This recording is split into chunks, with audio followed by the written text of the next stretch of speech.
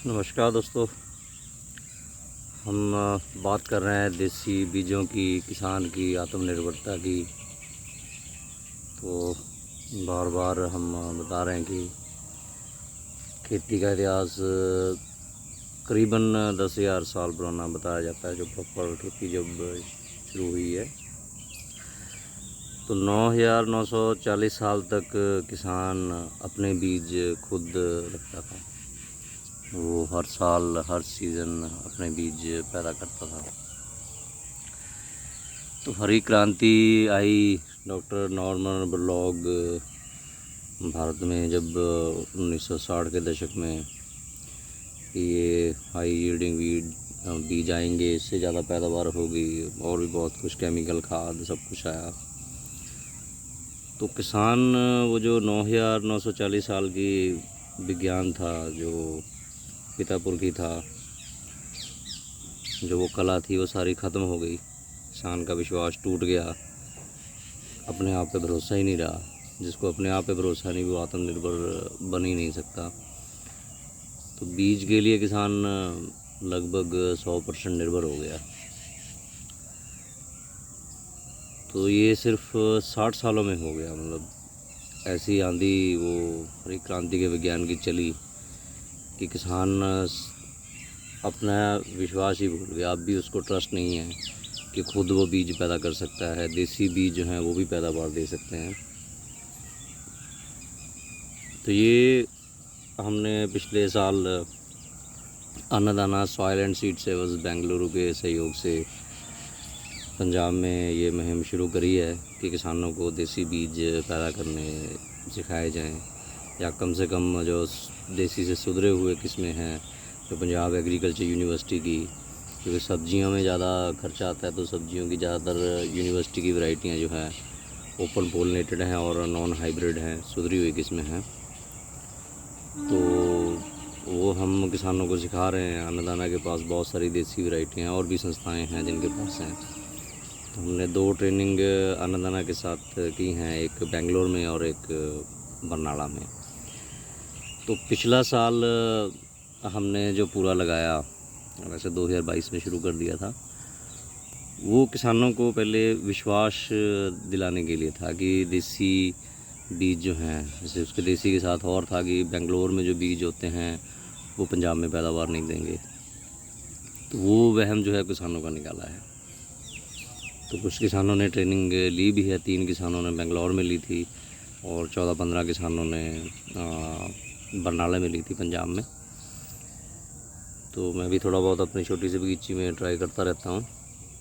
तो ये एक किस्म है असम जाइंट। तो आप देख ही सकते हो कि करीबन 1 इंच से ज़्यादा इसकी मोटाई है और 2.5-3 इंच की ये इसकी लंबाई हो जाती है। तो ये 2022 में मैं पहली बार इसका बीज लेके आया था।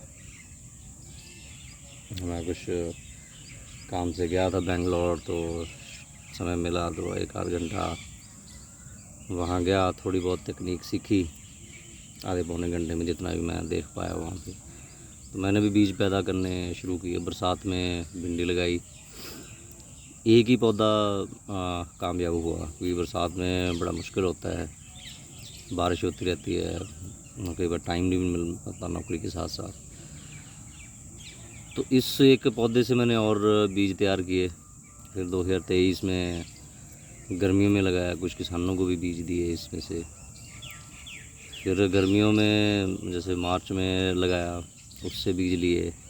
उसके बाद 2023 में बरसात में फिर से लगाया, उससे बीज लिए। तो वही बीज मैंने दोबारा बेंगलोर से नहीं मंगवाया कभी भी, इस किस्म का बीज। तो यही बीज खुद तैयार करता गया। किसानों को भी 8-10 ज़िलों में इसके बीज बांटे हैं। 1-2 जगह से किसानों ने बताया भी है कि उन्होंने भी बीज तैयार किए हैं। तो ये बीज जो है मेरे खुद का 2022 में लाया था। तो ये चौथे सीज़न में अब वही आकार की जो भिंडी लगा रहा है। तो अगर मैं पैदा कर सकता हूँ, तो जो किसान अपने आप को अन्नदाता, बहुत महान, प्रोग्रेसिव बोलता है, तो उनमें कॉन्फिडेंस क्यों नहीं है। यूँ हमारी यूनिवर्सिटियाँ, हमारे डिपार्टमेंट, हमारी सरकारें और हमारी एनजीओ भी, मैं साथ में कहूँगा, ये एनजीओ भी किसान में इतना विश्वास नहीं भर सकी हैं कि वो अपना बीज पैदा कर सके। तो किसानों को सब कुछ सिखाया है कि कैसे जो है आप अच्छा बीज पैदा कर सकते हो, खुद कर करके दिखाया, क्योंकि किसानों के पास बहुत बढ़िया बढ़िया बहाने होते हैं। जैसे मुझे बोल देते हैं कि तेरे तो छोटी सी बगीची है, कुछ भी कर लेगा। तो विज्ञान तो विज्ञान है, सिखाया तो ऐसे ही जा सकता है। अब पंजाब में करीबन 30-32 लाख हेक्टेयर में पैडी की खेती होती है, चोने की खेती, चावल की खेती होती है। तो आप पीएयू के साइंटिस्ट को ये तो नहीं बोलोगे कि आप 32 लाख हेक्टेयर में करके दिखाओ तो तब हम मानेंगे। तो वो तजर्बे करेंगे, तो तजर्बे ऐसे ही होते हैं। और बीज का आपको सारी कैलकुलेशन बता दी है कि बीज जो है वो आपको पूरे कई सारे एकड़ में नहीं लगाना है, बीज के लिए जो लगानी है फसल। तो आज हम जैसे ये भिंडी की बात करेंगे तो ये सबूत है आपके सामने कि ये चौथे साल में भी ये कामयाब है। और जो दूसरा इसका पहलू है वो है बीज की शुद्धता। तो यहाँ पे मैंने कम से कम आप देखिए बिल्कुल साथ साथ में बिल्कुल मिक्स करके, मैंने ये नहीं देखा कि एक ही किस्म के साथ एक जगह कई जगह आ भी गए हैं। तो ये 3 लाइन है, इसमें 4-5 वैरायटी की भिंडियाँ लगी हुई हैं। तो बीज की शुद्धता बरकरार रखने के लिए आपको बार बार बताते हैं कि बीज कैसे बनता है। आप बीज लगाते हो, फसल उगती है, उसके बाद उसमें फूल निकलता है। तो फूल जो है इसके 2 हिस्से होते हैं, एक नर और एक मादा। तो इसमें जो ऊपर नाभी रंग का जो दिख रहा है ये मादा है, नीचे जो पीले रंग के हैं ये इसके नर पुंकेसर हैं। तो यहाँ पे दिख भी रहा है कि शायद हवा से ही कुछ नर पुंकेसर वो मादा के उसमें आ चुके हैं। तो कीट जो है वो ये काम करते हैं कि परागण कराने में फसल का सहयोग करते हैं। फूल का रंग जो है वो फसल के रंग से बिल्कुल अलग होता है, वो एड्रेस होता है कीट के लिए। जो मधुमक्खियाँ ही ज़्यादातर किसान जानते हैं, लेकिन बहुत सारी तितलियाँ और मक्खियाँ जो पत्ते खाती हैं। हमने आपको दिखाया था कि वो जो रेड पम्पकिन बीटल है वो भी फूलों पे घूम रही है यहाँ पे। तो उसके पैरों पे, पंखों पे, शरीर पे परागकण लग जाएंगे, वो एक फूल से दूसरे फूल पे जाएंगे, चाहे उसकी पत्तियों को खा लें, तो वो जो है परागण कर देगा। अभी बरसात में आपको ब्लिस्टर बीटल के बारे में बताएंगे जब आएगा। तो ये सारी चीज़ें किसानों को समझनी है कि इसका आपको ये हो सकता है, मैंने ये इकट्ठा लगाया कि एक मक्खी अभी मान लो इस फूल पे बैठ जाती है, तो उसके बाद ये लाल कलर की भिंडी है, इसका फूल निकलेगा तो वही उड़ के इस पे बैठ जाएगी। परागण तो बहुत सारे होते हैं, तो हो सकता है कि उस थोड़े से समय में जब परागण हो रहा हो फूल का, मादा फूल का, तो जो इसका पुंकेसर है ये हरे रंग की भिंडी का, वो लाल रंग की भिंडी में चला जाए तो उसकी जो है शुद्धता ख़राब हो जाएगी। तो उसके लिए बहुत आसान से तरीके हैं। आपको फूल को बचाना है, उसका परागण करना है। जैसे हमने ये एक जाली जो ऑनलाइन मिल जाती है, आप इसमें देख सकते हो कि ये एक फूल आ गया है यहाँ पे। तो हम इसको सिर्फ हिलाएंगे, जैसे यूनिवर्सिटी ने पीएयू की जो सब्जियों की किताब है उसमें बैंगन में बताया गया है। तो ऐसे हम इसको हिला के कोशिश करेंगे, अभी ये फूल खिलेगा ये, कि ये इसका जो है परागण प्रॉपरली हो जाए। हिलाने के बजाय आप और एक काम कर सकते हैं कि जब ये फूल खुलेगा तो यूट्यूब में हमने देखा है, इसका देखिए आप बन चुका है इस भिंडी में। तो इसको जो है एक ब्रश जो होता है बच्चों का, पेंट ब्रश है, वो उस पर आप घुमा देंगे। आपको पता होना चाहिए कि पुंकेसर कहाँ है, तो इसमें तो आपको दिख भी जाएंगे आसानी से, फूल इतना बड़ा होता है। तो उस तरीके से आप इसका परागण करा सकते हो।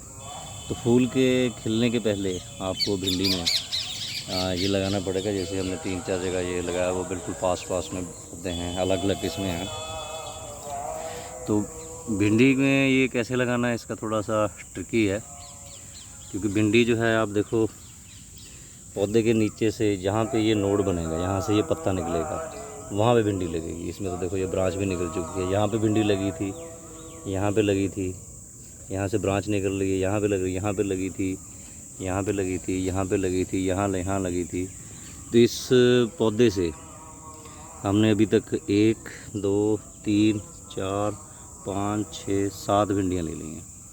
तो बिल्कुल जिसके टॉप पे क्या होगा कि ऐसे बिल्कुल गुच्छा बन जाएगा। तो इस गुच्छे से आप अंदाज़ा लगा सकते हो कि इसमें और कितने पत्ते निकलेंगे, कितने ब्रांच निकलेंगी। तो इस भिंडी के साथ ये पत्ता निकल गया, इसके साथ ये निकल गया, तो यहाँ पे 3 और हैं।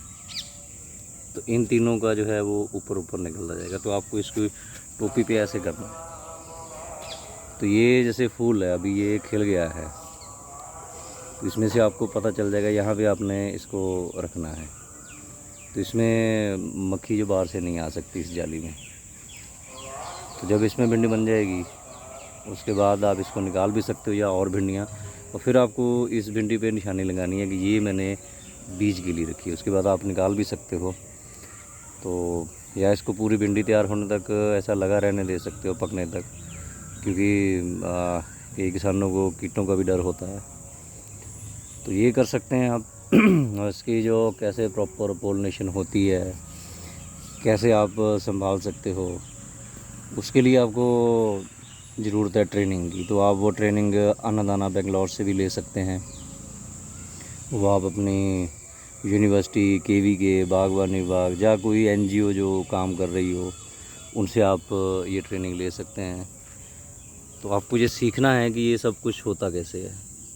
तो यहाँ ये चींटियाँ चल रही हैं, हो सकता है चींटियाँ फूल पे भी घूमें और चींटियों के थ्रू भी परागण हो सकता है इसका।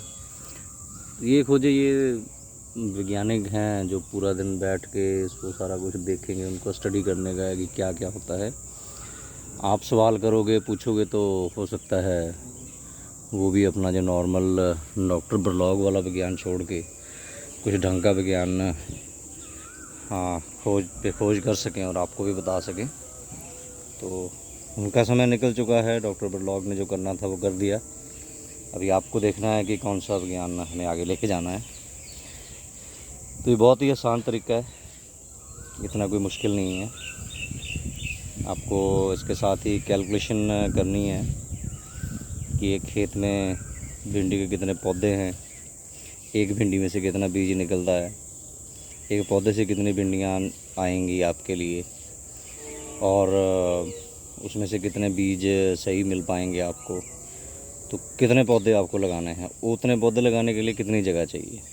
मेरे हिसाब से 1-2 मरले में अगर आपने भिंडी लगाई है तो शायद 1 एकड़ का बीज आपका तैयार हो जाएगा। बाकी कैलकुलेशन करके आप बताना जी। धन्यवाद।